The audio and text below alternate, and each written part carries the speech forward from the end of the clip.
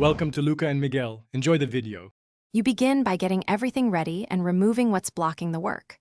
First, measure the frame width and height, subtracting 1/8 inch from each side so the new mesh will fit without bunching. Next, prop the sash open or remove the screen frame.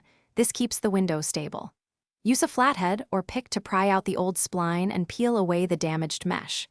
Once the old spline is out, clear the channel of dirt so the new pieces seat cleanly. Now you cut and position the replacement mesh so it behaves like a drum skin.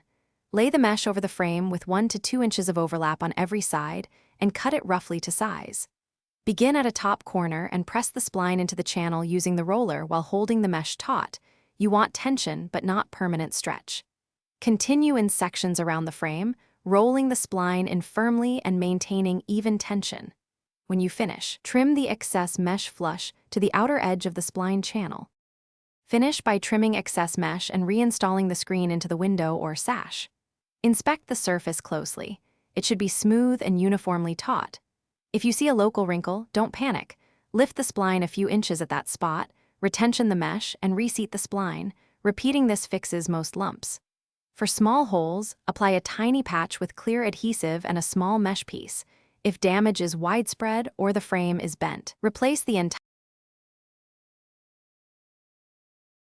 Thanks for watching and please subscribe. It's the best investment you'll ever make.